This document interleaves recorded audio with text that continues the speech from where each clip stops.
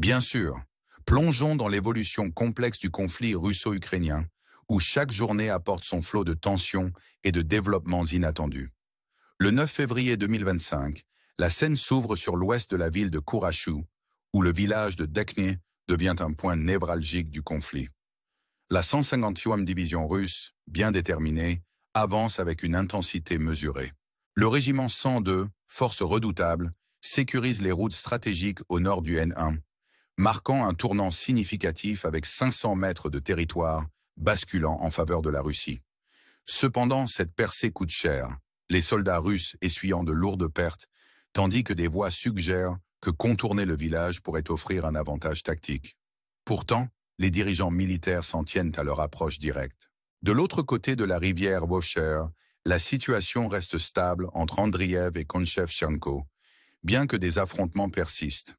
Andriïevka, notamment, s'agite, laissant présager des changements de front imminents. Plus au nord, la 90e division russe lance des attaques vers le fort d'Oblest-Dnipropetrovsk après la capture de Novo-Andriïevka.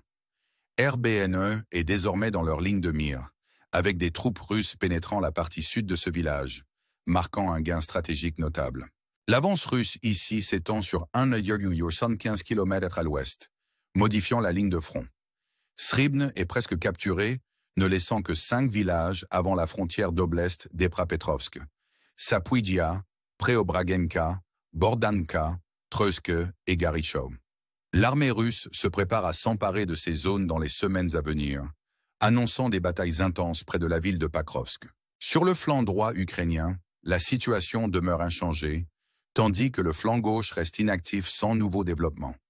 Dirigeons notre attention vers la rivière Djereps, où les villes de Krimina et Leman vibrent d'activités militaires.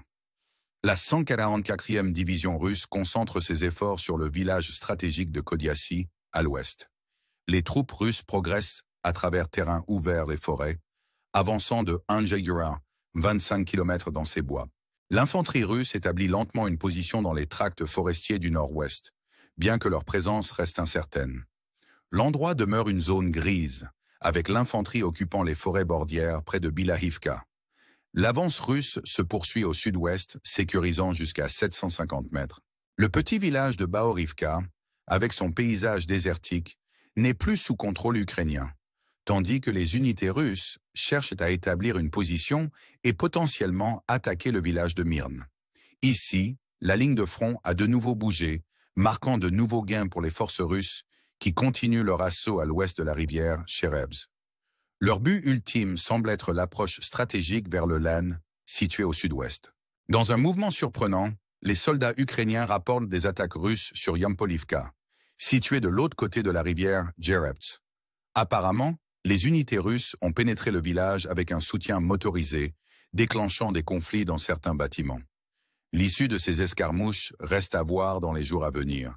Alors que nous retraçons les derniers développements le long du front russo-ukrainien, la nuit a été marquée par une attaque dramatique de drones ukrainiens sur le territoire russe, impliquant environ 75 drones.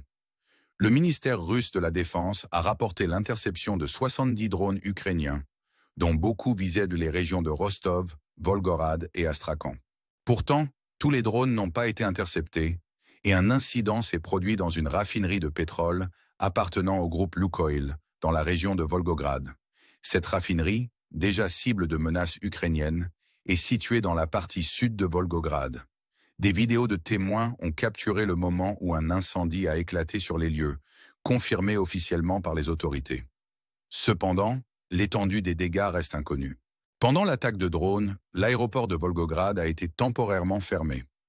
Un rapide coup d'œil sur la carte des informations sur les incendies de la NASA montre des points rouges près de la raffinerie, indiquant des incendies à 2 endroits. La raffinerie de pétrole à Volgograd, une fois de plus, subit le contre-coup des frappes de drones ukrainiens.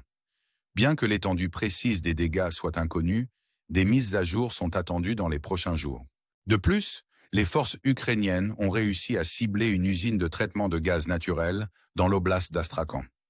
Cette installation, située près du delta de la Volga, au nord de la ville d'Astrakhan, appartient au conglomérat russe Gazprom.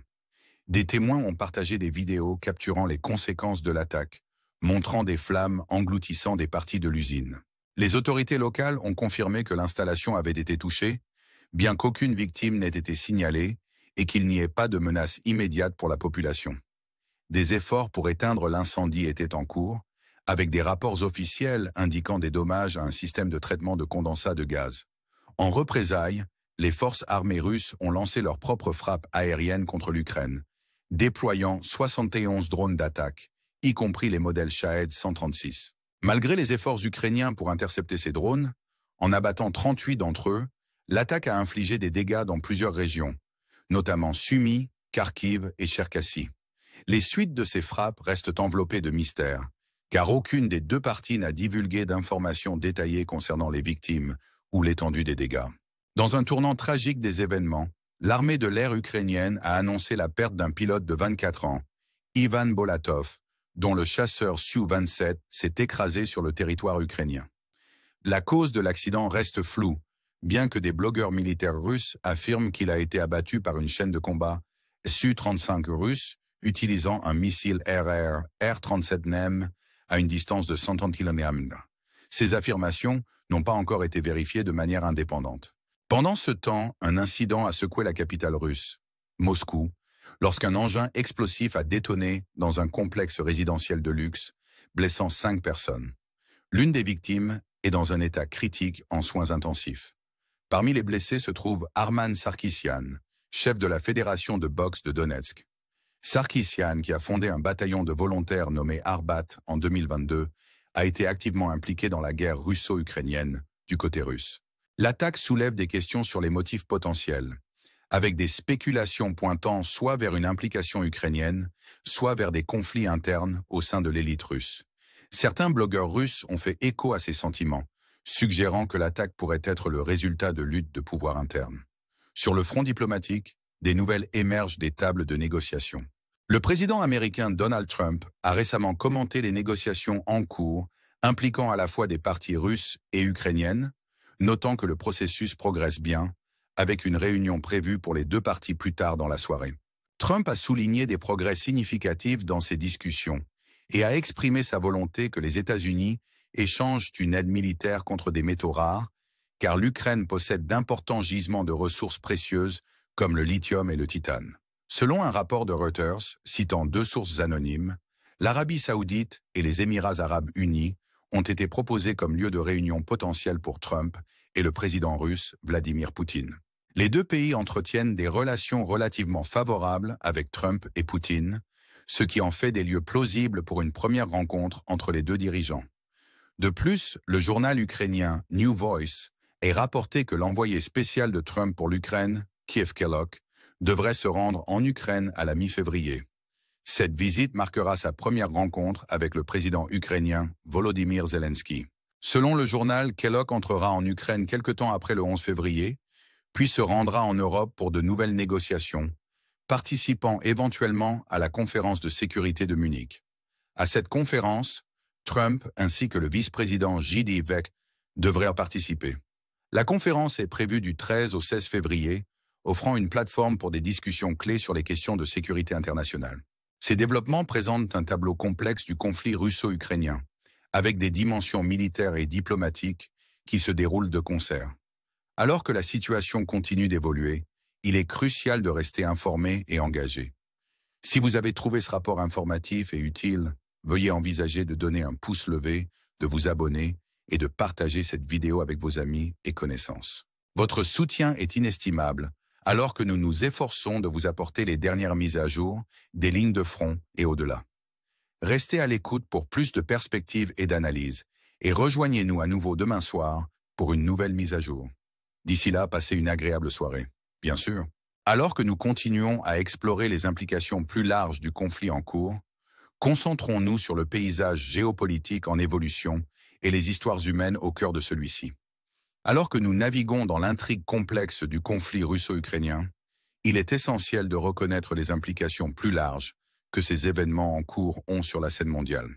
Les potentielles réunions diplomatiques en Arabie saoudite ou aux Émirats arabes unis mettent en lumière la danse délicate des relations internationales. Ces nations, avec leurs liens géopolitiques uniques, pourrait servir de terrain neutre pour des discussions entre le président Trump et le président Poutine.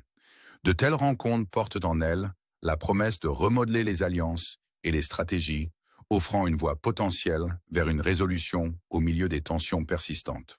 L'échange proposé d'aide militaire contre des métaux rares entre les États-Unis et l'Ukraine signifie un mouvement stratégique aux implications profondes pour l'économie mondiale et les équilibres militaires.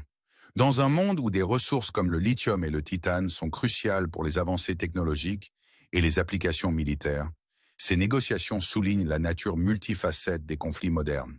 Elles révèlent comment l'économie, la technologie et la puissance militaire sont entrelacées, influençant les dynamiques mondiales de manière inédite. Au milieu de la diplomatie à haut risque, les histoires humaines sur le terrain restent des rappels poignants du coût du conflit. L'accident tragique impliquant le jeune pilote ukrainien Ivan Bolatov est un rappel saisissant des sacrifices personnels endurés par les individus pris dans les tirs croisés. Sa perte, comme tant d'autres, dresse un tableau vivant du coût humain de la guerre, s'étendant au-delà des stratégies géopolitiques pour toucher la vie de nombreuses familles et communautés. L'incident explosif dans un complexe résidentiel de luxe à Moscou ajoute une autre couche d'intrigue reflétant un potentiel conflit interne au sein de la Russie. Alors que les autorités enquêtent sur les motifs de l'attaque, la possibilité de conflits internes au sein de l'élite russe, comme le suggèrent certains blogueurs, ne peut être écartée. De telles dynamiques internes pourraient influencer le paysage géopolitique plus large, ajoutant de la complexité à une situation déjà complexe. En plongeant plus profondément dans ces récits, la résilience et la détermination des personnes impliquées sont à la fois inspirantes et sobres. Des stratèges militaires et diplomates aux citoyens ordinaires d'Ukraine et de Russie, chacun joue un rôle dans ce drame en cours. Leurs histoires de courage et d'endurance servent de puissants rappels de la capacité de l'esprit humain à persévérer même face à l'adversité. En concluant cette exploration de l'état actuel des affaires, nous vous invitons à réfléchir aux questions plus larges que ces développements soulèvent. Comment naviguons-nous, en tant que communauté mondiale, dans le délicat équilibre entre intervention militaire et résolution diplomatique? Quelles leçons pouvons-nous tirer de l'histoire pour guider nos actions dans le présent? Et comment pouvons-nous soutenir ceux pris au milieu de ces conflits, en veillant à ce que leur voix soit entendue et leurs besoins satisfaits? Votre engagement et votre soutien sont cruciaux alors que nous nous efforçons de fournir une couverture complète et une analyse de ces questions complexes. Nous vous encourageons à partager vos pensées et perspectives, favorisant un dialogue qui transcende les frontières et nous rapproche de la compréhension et de la résolution. Merci de nous avoir rejoints dans ce voyage et nous sommes impatients de poursuivre la conversation avec vous dans de futures mises à jour. Restez informés, restez engagés, et ensemble, travaillons vers un monde où la paix et la prospérité sont à portée de main pour tous. Alors que nous anticipons les développements à venir, avec la conférence de sécurité de Munich et les engagements diplomatiques potentiels à l'horizon, le monde regarde avec une attention soutenue. Les décisions prises par les dirigeants et les actions entreprises par les nations en ces moments façonneront sans aucun doute l'avenir de ce conflit et sa résolution. Restons vigilants, informés et compatissants en tant que témoins de l'histoire en train de se faire.